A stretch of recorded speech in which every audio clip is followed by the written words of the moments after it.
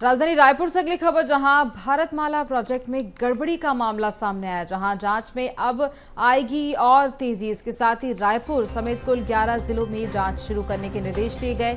सभी जिलों के कलेक्टरों को जांच कर रिपोर्ट जमा करने के निर्देश भी दिए गए। इसके साथ ही ईओडब्ल्यू ने मांगी प्रारंभिक जांच की रिपोर्ट।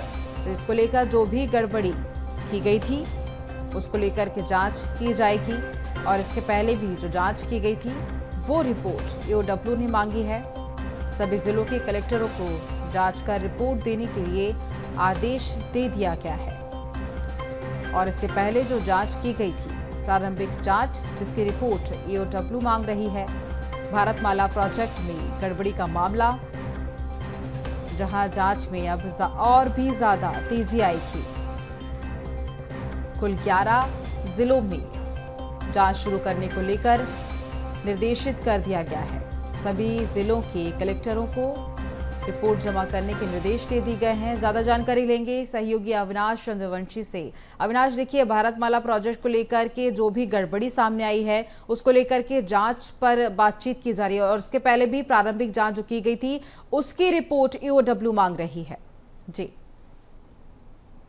ये भारतमाला प्रोजेक्ट में मुआवजा वितरण को लेकर जो है एक बड़ी गड़बड़ी जो है वो सामने आई थी, जिसमें जो अधिकारी हैं उनके मिलीभगत से एक ही जमीन को अलग अलग टुकड़ों में बताकर दिखाकर उन जमीनों पर के नाम पर मुआवजा लिया गया था और उन मुआवजे में काफ़ी बड़ा जो है घोटाला हुआ था और इसी को लेकर जो है लगातार जांच चल रही थी। कुछ अधिकारियों पर कार्रवाई भी हुई थी, लेकिन इसकी जाँच जो है राज्य सरकार ने ईओडब्ल्यू को सौंपी है।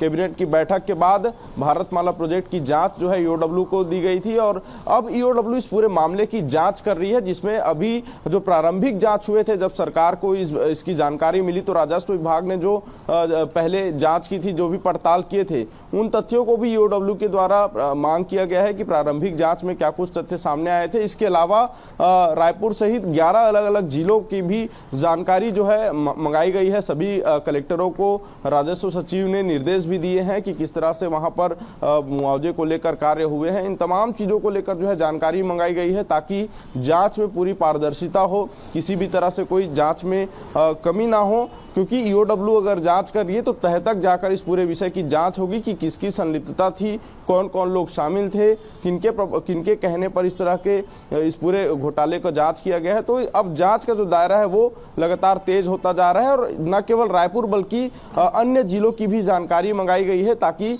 यह पता लगाया जा सके कि क्या रायपुर के अलावा दूसरे जिलों में भी इसी तरह की कोई गड़बड़ी हुई है। और इसीलिए राजस्व विभाग के सचिव ने सभी करीब 11 जिला कलेक्टरों को पत्र भी लिखा है, उन्हें निर्देश दिया है कि उनके जिले की क्या कुछ स्थितियां हैं उसकी जानकारी जो है वो साझा करें। और इससे समझ आता है कि भारतमाला प्रोजेक्ट में जो गड़बड़ियां हुई हैं, जिनके गड़बड़ी पर आरोप लगे, करोड़ों रुपए के जिसमें घोटाले हुए, उसकी जांच कहीं ना कहीं अब और भी ज्यादा तेज होती हुई नजर आ रही है। जी अविनाश, कुछ समय निर्धारित किया होगा, जिस तरह से रिपोर्ट मांगी गई है जांच को लेकर के, कुछ समय निर्धारित किया गया होगा कि इस समय के अंदर अंदर रिपोर्ट देनी है?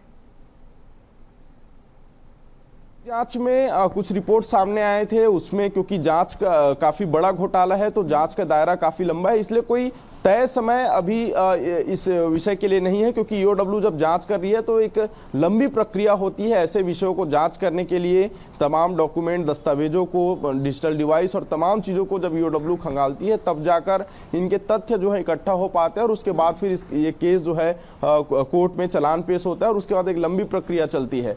लेकिन समय को देखें तो काफ़ी कोई बहुत ज़्यादा समय इस मामले पर नहीं हुआ है, क्योंकि इस मामले पर जो पहले प्रशासन की ओर से जांच की जा रही थी और अब विशेष एजेंसी जांच कर रही है, तो कहीं ना कहीं जांच का दायरा जो है अब पहले से कहीं ज्यादा बढ़ने वाला है। और इसीलिए इस प्रोजेक्ट की जांच को लेकर जो है मुआवजे की जांच को लेकर समय भी लग सकता है। लेकिन सबसे बड़ी बात यह है कि इस प्रोजेक्ट की जब जांच हुई, जब मुआवजा को लेकर जो गड़बड़ियां सामने आई, तो अब रायपुर जिले ही नहीं बल्कि जो अन्य जिले हैं वहां की भी जानकारी जो है राजस्व विभाग ने मंगाई है, क्योंकि अक्सर मुआवजा को लेकर जो है काफी गड़बड़ियां जो है वो देखने को मिलती है। हालांकि खुलकर ये बातें सामने नहीं आती है, लेकिन कभी कभी कुछ जो ग्रामीण के लोग रहते हैं, जिनके खेत और तमाम चीज़ें सड़कों के किनारे आती हैं, राष्ट्रीय राजमार्ग में आते हैं, तो ऐसे समय में या बाईपास रोड पर निकलते हैं, तो ऐसे समय में अधिकारियों की मिलीभगत से जहां पर 2 करोड़ रुपए का मुआवजा मिलना है